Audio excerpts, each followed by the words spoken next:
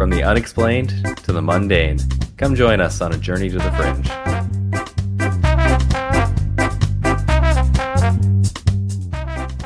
Hello and welcome to Journey to the Fringe, where our research is generally better than the assholes we cover, and somehow they're the ones that make a career of this. Go figure.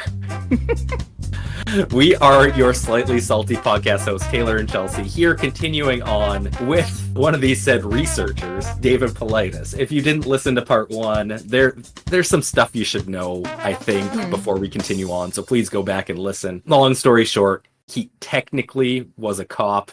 He says he retired. I shouldn't say technically a cop. He was a cop. He says he retired. Technically, I guess you could say that, but more accurately, he was definitely fired. Yeah, there's a difference. For doing uncoply behaviors, I think is a good way to put it. And we'll just continue from here. Yeah, I just want to say that was a harsh reality that you started off with. Yeah. We could be doing better.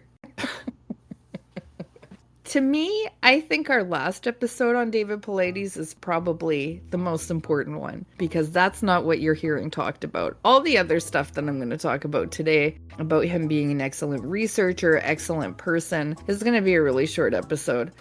It's just going to be debunking of the missing 411. What we talked about in the previous episode about his police brutality, in his, what was it referred to of? Solicitation that he got actually fired for, to me is the bigger thing. But yeah, today we're just gonna tackle missing 411, so let's just jump right into it. According to PAULIDES, his work on this subject began when he was doing research in the national park, and an off-duty park ranger found him and expressed concern about the questionable nature of some of the missing person cases which occurred in the parks.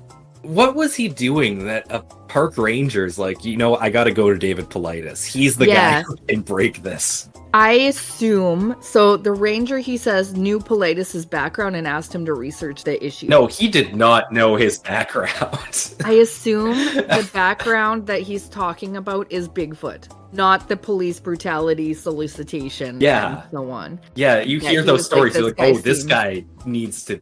Yeah. You know what? Maybe he's like, this guy needs something. I'm going to give him something. Yeah. He didn't even know who he was. He was just like, that guy right that poor guy. That guy looks like he needs something to do. I assume it's Bigfoot. So just in speculationing, making speculation. Speculatorying. About this. I think it's speculating.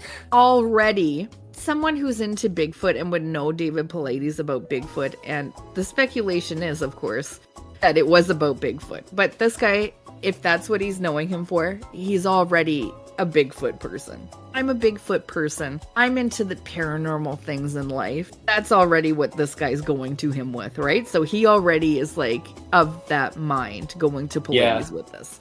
And I feel like Bigfoot people, they don't want to know the outside bad stuff about other Bigfoot people. They just want to focus on the good stuff together.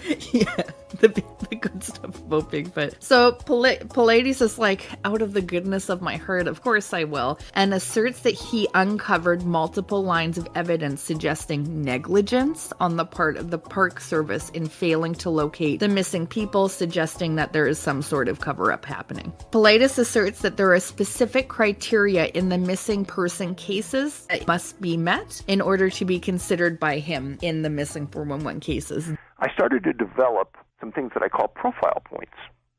And those are things that come up time and time again on these cases. They are that they're rural disappearances, there's no suspects on the case, no history of mental illness, can't be voluntarily disappeared, can't be I wonder how often it comes up that he's like deep into researching a missing person and it's like, oh wait, they wanted to disappear. I just drop it.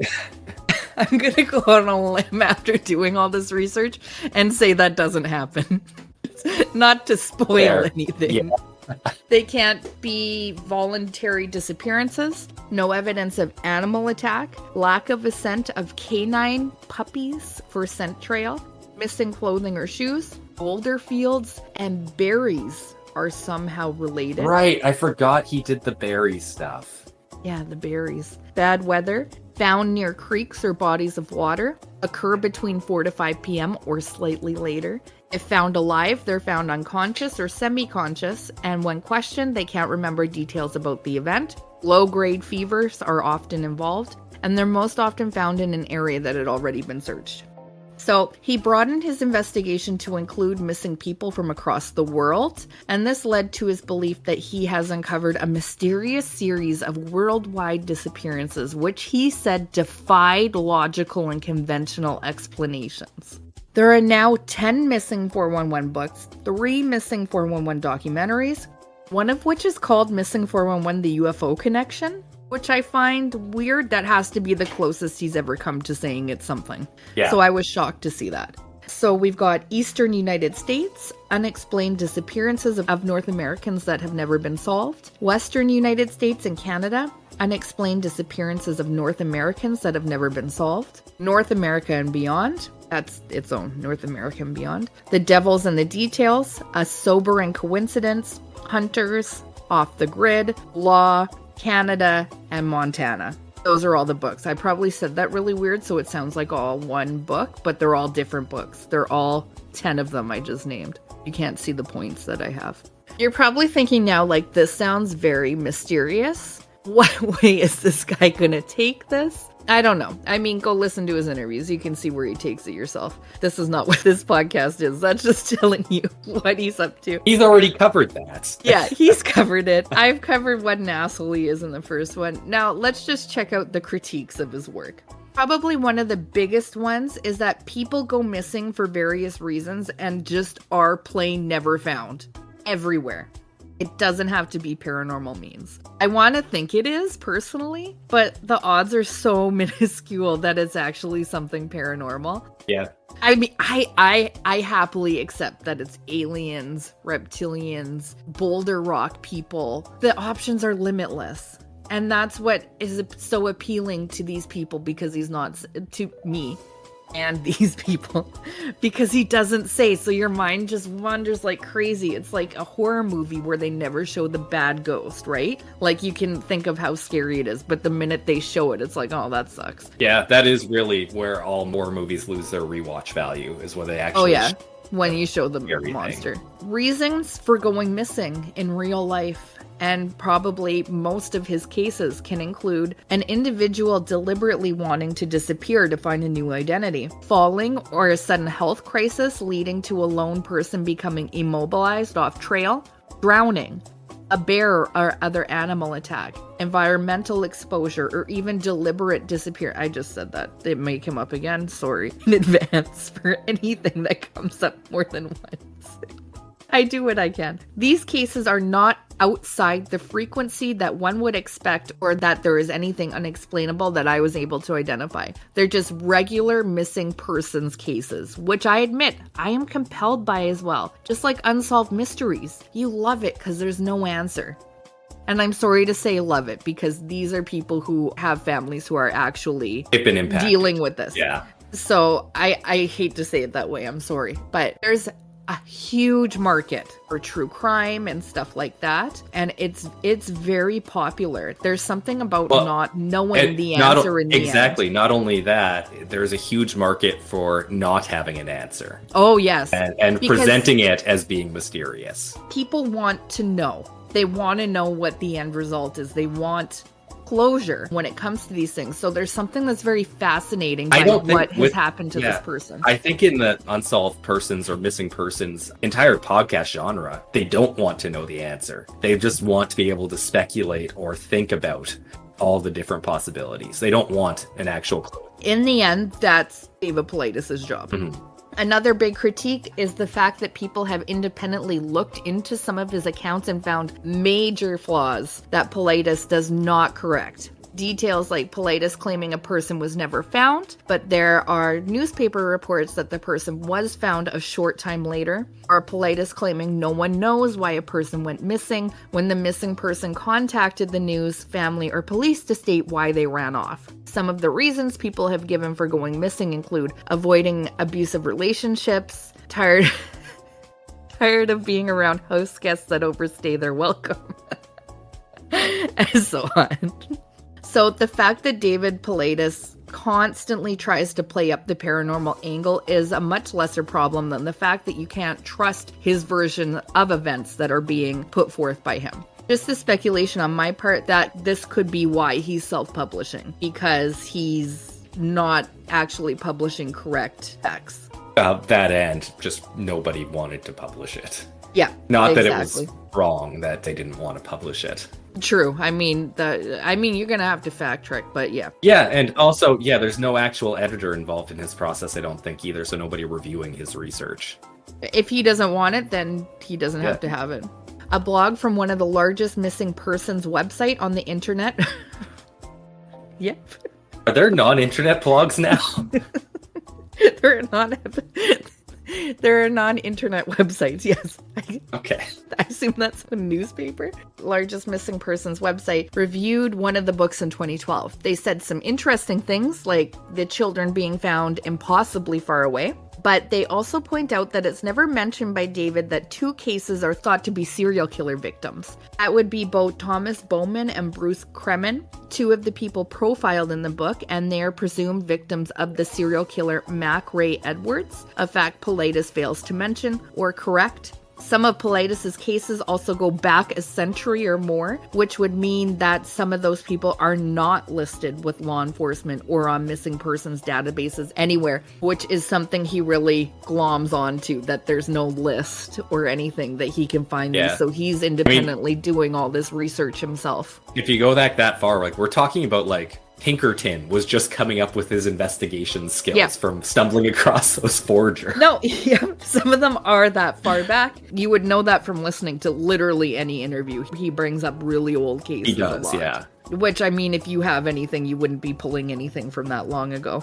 Another case where he never discusses the evidence of drug use at the camp where they originated, or a positive drug screen. A case included in one of his books where a football player was acting weird while drug use was brought up. It's never been brought up. The autopsy showed the victim had CTE, which is it's a concussion-based brain issue. Yeah. One of the cases of a missing ranger is showcased on a show called Disappeared. Showed the ranger to be depressed due to his divorce and life choices. This is someone telling the story. Sorry, I should have said that. Someone talking here. The person claims he told David this, and he said all the reports he had on the case didn't show that the ranger was depressed due to divorce and life choices. So that's another thing. David won't contact survivors because before he wrote the book, he talked to search and rescue people and said don't. So while he has talked to some relatives, it's not every case. Disappeared had several people directly involved in the disappearance speak on camera and didn't just go by reports like David did for the case. Yeah, and when I've seen that he actually interviews family or people involved in the case, it's generally because they disagree with what the reports found. So he wants to use that. Yeah, I actually found a Reddit, good old Reddit, that goes through case by case in great detail. There's a lot of them and just tears them apart in absolute detail. They find the original account, Paulides' research, there's charts, news articles, so and so on. Lots of information that's just not accurate on David Paulides' part of his reporting. All in all, he misleads on cases, uses inaccurate information, and makes bold claims on the case being mysterious based on inaccurate information. For example, going missing and traveling in total darkness during the night versus going missing in the morning, which he says is a criteria of his, which he just ignores. That's just one. So Kyle Pock did an article looking into the Missing 411 books titled, quote, An Investigation of the Missing 411 Conspiracy. He took the book Missing 411, Western United States and Canada, and a random number generator and selected several pages of the Hyman's categorical imperative, which is do not try to explain something until you are sure there is something to be explained to start. First off, he found Paulides did not make any disappearances up. Point 1 Paulides. Good job. He didn't make anything up. I think that's the first good thing we've actually said about him. It is. Yeah, that should go on his book. Did not make anything. That's a quote. Yet, both cases are banal and devoid of any apparently unusual qualities, just random disappearances. But then the author finds these random beauties. Quote, the oldest victim in my audit involved a 69-year-old hiker climbing Mount Shasta, moving alone in wind conditions estimated at 70 miles per hour. Once he split off from his companions, he was never seen again. I was finding these cases to be fairly mundane until I arrived at the hiker's disappearance. Following a deadpan factual reporting of the details, Paulides quotes a local person saying cryptically that, according to local legend, beings called Lemurians lived underneath Mount Shasta. Maybe the Lemurians got Carl. The text is decorated sparsely with this and other head-scratching non-sequiturs. Non sequitur. Non sequiturs. Just completely unrelated.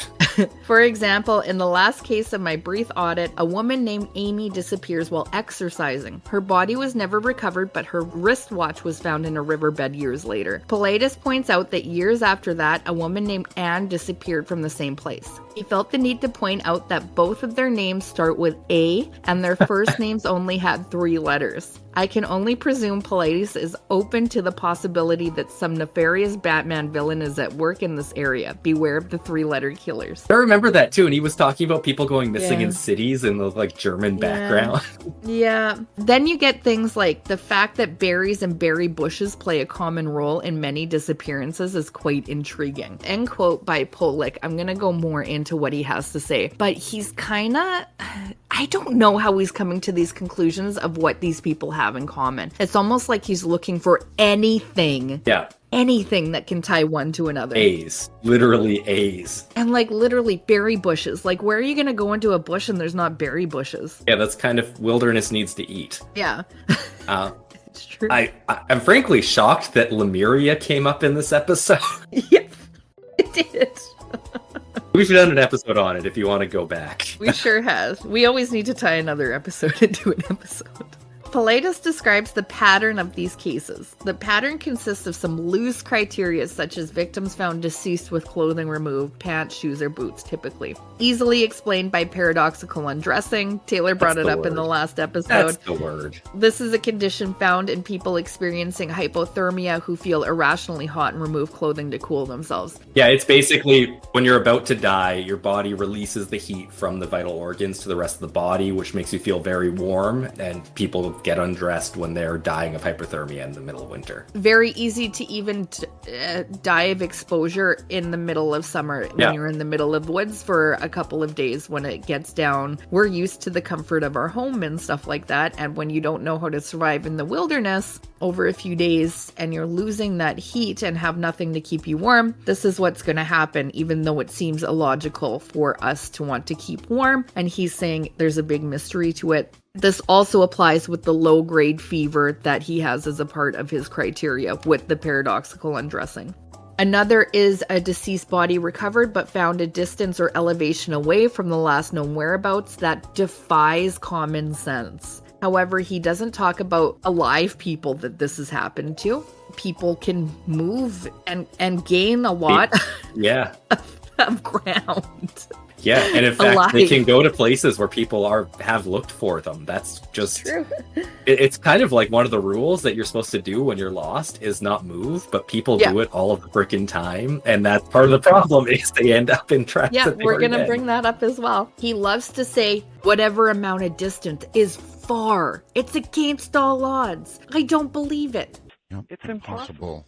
Which he uses especially with children. And to back this up, he uses a search and rescue manual to quote that 95% of missing 7-year-olds are found within a 4.5 mile radius. You still have 5% who are going to be found outside of that 4.5 mile radius. Were not found at all. This means rescuers expect to find some children outside of this radius. Finding a 7-year-old who traveled 10 to 15 miles is usually more difficult than finding a 7-year-old who only traveled 2 miles. Yeah, well, just think of how much area you have to cover because they could have walked 7 miles in any direction. So that just exponentially increases how far you have to go. Yeah, and if a child is not found, we do not know how far they traveled. This means the stats are incomplete regarding how far children walk. A fair point. A 7-year-old walking 7 miles is not evidence that there is a missing 411 abductor in the first place, and many children are capable of walking considerable distances. Despite live people doing this, most of these supposedly common self-defying distances Paulides mentions are just a few miles.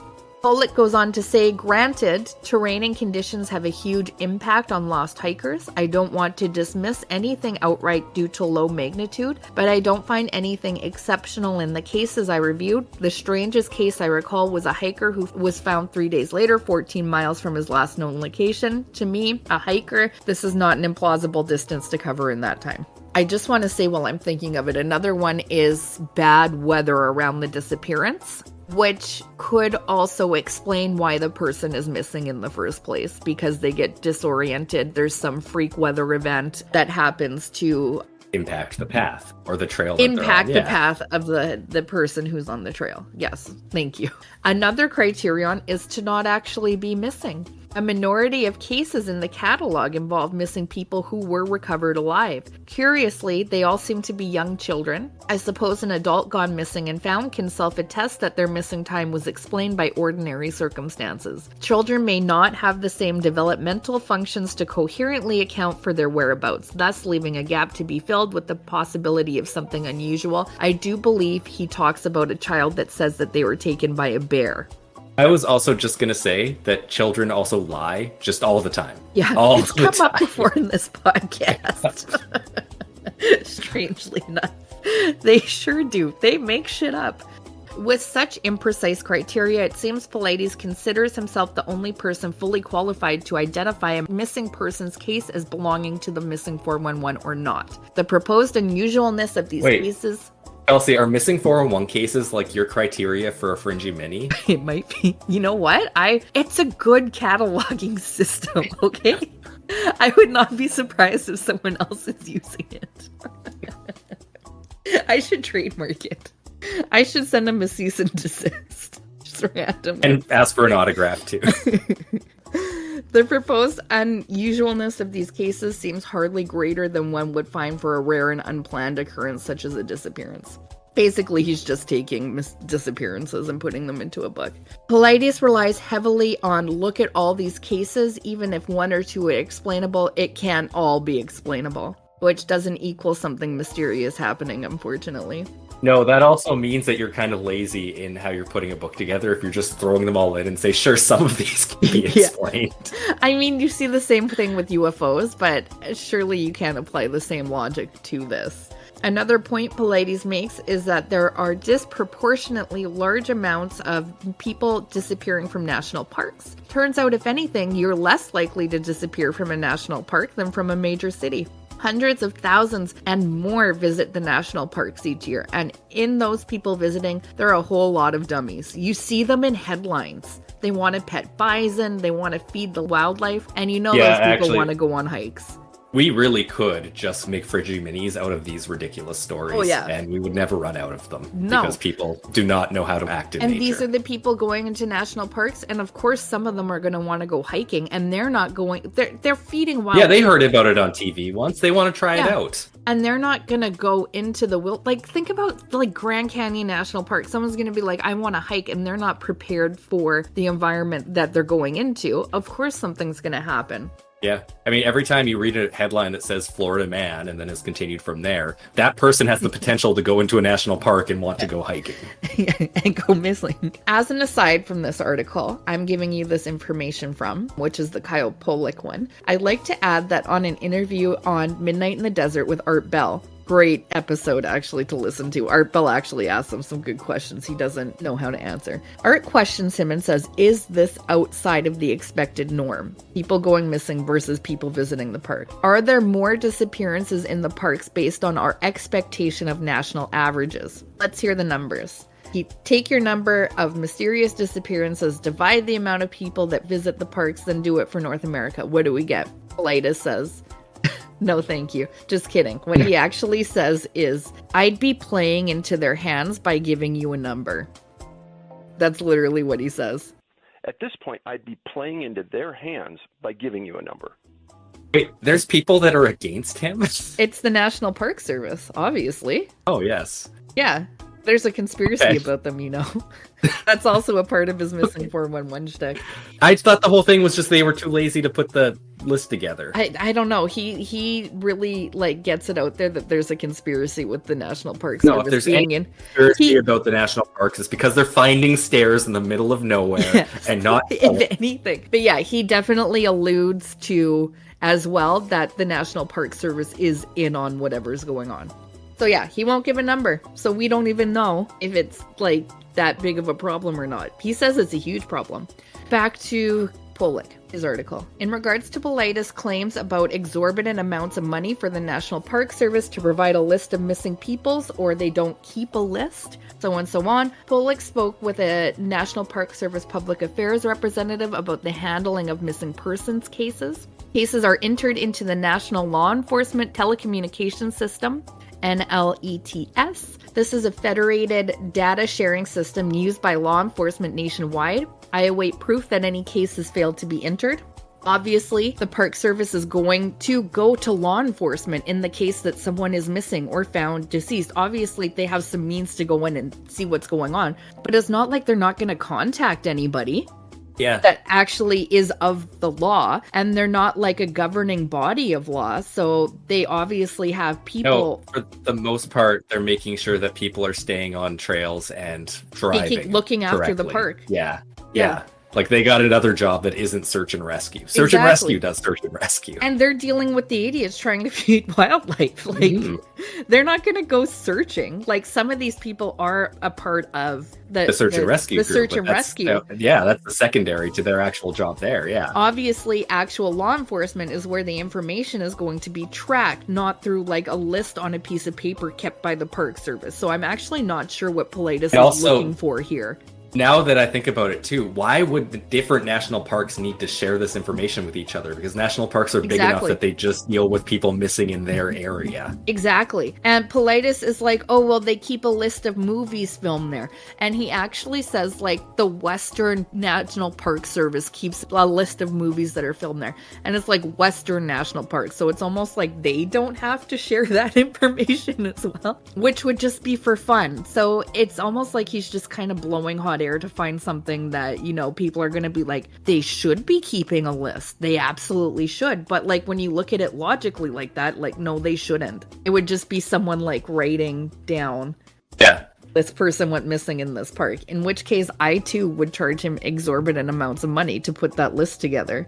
Pollack goes on with points, but those are the most interesting. The rest are kind of bold claims with nothing to back them up, by Paulides, not Pollack, or simply leaving out facts whether he's aware of them or not. Pollack says, I won't take the books of gospel, and if any case interests you that Paulides talks about, hit Google and dig deeper. Missing 411 research boils down, this is not Pollack anymore, it's me. So we're getting to the good stuff. Missing 411 research boils down to Paulides believing or disbelieving things, not Paulides collecting evidence and confirming things. He reaches conclusions without sufficient evidence. He beats around the bush saying he won't give an answer. However, it's obvious he's not pointing to anything mundane. He alludes to it being aliens or portals or paranormal of some sort. Do you think it's because he would also have to put work in, like more work to actually give an answer? He's, or do you think it's the mystery is the salesman. most important part? He's a salesman. Yeah. He knows the audience. He's on the specific circuit of paranormal. He knows who he's trying to sell these to. Paulides gives no reason for these disappearances, but finds odd correlations for them, which we already talked about. For example, the Amy and Anne thing. In his analysis, he concludes with, I've exhausted my exploration for anything oh no, this is someone researching. I've exhausted my exploration for anything genuinely unusual. After careful review, to me, not a single case stands out, nor do the frequencies involved seem outside of expectations. Is a quote from someone. I'm sorry, you should be named, but you are not. Another belief you're going to like is how he argues against serial killers, which, if you remember, 2 of the cases he uses are actually thought to be victims of a serial killer. And it's that he lives in Colorado and 80% of the people on trails are armed. This is why it can't be serial killers. That's the reason he gives. Okay. God, Like, he's what? one of those people too. Oh man, that argument when there's like a school shooting, we need to just have more people with guns. Yeah. He's one of those He people, has to isn't he? be. Like, what? Who is going hiking out in the wilderness armed? Can you imagine going on like an all-day hike being armed? I mean, we live in Canada, so maybe I'm off on that perspective, but surely this can't be right. Yeah, 80% of people on trails are armed. I mean, Americans who listen, you may know better than us, but this just feels wrong. It does feel wrong. If we're out of line here, like, please let us know. It just feels so wrong. So this Hikers and gun advocates just seem like different groups in my mind. Yeah, that's his reason. A lot of his points he specifically looks at to narrow down his cases can be debunked as well. People found in an area that has already been searched. People do tend to walk in circles if they lost and even circle back. So this is why they're searching most areas more than once in the first place, and also why they say stay put if you get lost. So somebody can find you and you're not, leaving an area they're about to search. And then you come up behind them. That people are found near bodies of water. Typically, people will also seek out bodies of water like rivers to follow when they're lost. And not only that, lots can happen if you're already in water in the first place. You can have a heart attack in the water. You can get a poisonous bug bite. You can slip and fall and hit your head. So much stuff can happen and bam, you're how many miles downstream in water at a ridiculous distance away. And yeah, it's easy. There's usually easy trail right beside water too. Yep, people like the water. They like to look at it and so on. Things about water. We could go on about water. Exactly. Missing without a trace. Obviously, this is part of the appeal of what he's talking about. However, this is obviously a selection bias. When you're looking at national parks, which are huge, you're going to have more people who do actually go missing without a trace than in a city where there's cameras and stuff like that. And it even happens in cities. So you put that in a national park, obviously it's going to be higher. Additionally, some have criticized the lack of peer-reviewed research or scientific rigor in his work. Again, he's self-publishing. He doesn't have to. As well as the absence of transparency regarding his investigative methods. I think we did narrow that down. We're on the same system as the My Fringy Minis. Great system, by the way. Very reliable. Yeah, that's not a criticism. That's one of his pros. Yes. The guy loves to not speculate on what it is. I know I've said it before. I think it's for a few reasons, but he says if he does that, if he gives a reason, and then he goes and interviews a family member as someone who's gone missing, and they see him say it's Bigfoot, his credibility's out the window. Yeah, gone. He says Bigfoot, gone. The person won't want to talk to him. I love that argument for him because I'm betting he thinks no one knows why he's actually not a credible person. If they knew about the police brutality, I keep saying it and it's slipping my mind now. Listen to the first episode. Go back if you forgot. I don't have time right now, but that's actually why he's not a credible person. Solicitation. So if I didn't already have you convinced that this guy's a shitty person, I have some stories shared by Redditors that I just don't think I have enough time for, but let me share some of the highlights. They don't like that he masquerades as a former police officer doing excellent research when he's used his position to fraudulently obtain something out of it. He doesn't research his case as well, often getting information incorrect, then self-publishes incorrect information and does not correct it. When faced with any criticism, say of incorrect information, he gets angry and is quick to fly off the handle. When faced with a question he doesn't want to answer, he tells people to go read the book. It sounds like you haven't read the book, and dismisses them. He says that a lot on his interviews that he does. Well, yeah, and it's because there's not enough time to actually get into each case. So it's a very easy way to avoid it. And in fact, generally when you see people trying to say in criticism that's taken out of context, it's so easy to just say and never have to go back. Yeah, that's true. Which leads me to the difficult ego, which I could see him having coming from the positions he's held and situations he's been in. Lacks professionalism. It's a sales job. He's not a dumb guy. He was scamming celebrities. Now he is using data, presenting it as high strangeness and touring the conspiracy conferences. His books are vanity publishing. He has not been offered a book deal that has ever been mentioned. I was fascinated by the intrigue of 411. People love mysteries. People love true crime. I love Serpo. It doesn't make it true or like anything actually mysterious is going on. And that brings me to the end of David Paulides. Wow. Yeah. While you were talking too, I looked up his Wikipedia page. Yeah. There's no section for criticism, which No. really surprised me. And it's a lot of the stuff that really stays under the radar. Wikipedia is one of the best for criticizing things. I know, and for like people in bringing this it back category down to too, earth. yeah. And I find it also funny that it has nothing about his police work on there and him being fired. Outside of like a brief statement. Yeah, because this can all easily be sourced to be put onto there and added onto that page. So I found that interesting because Wikipedia is usually on it to debunk something very quickly. Yeah. Good point. Yeah.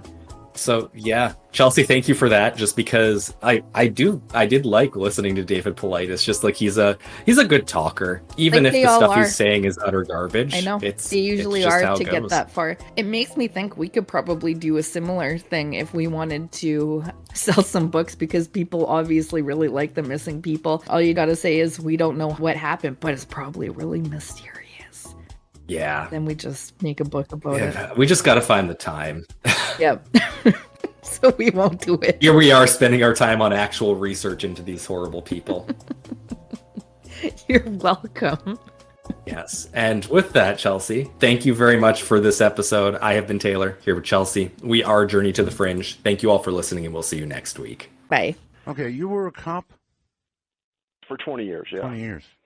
Regular cop? I worked street crimes, detectives, SWAT team, Okay, yeah. 3 or 4 different detective units. Regular cop. All right. Thank you for listening to Journey to the Fringe. If you have liked what you have listened to, please like, share, subscribe, or follow, depending on what venue you are listening to us through. Also, please, if possible, leave a 5-star review, as that really helps us in the algorithms. Should you wish to interact with us, please check us out on your social media of choice. I bet you we are there. And if you really want to communicate with us and give us ideas for new episodes or tell us that we're wrong and terrible, either way, please send us an email at journeytothefringe@gmail.com. For now, I'll see you in the next episode.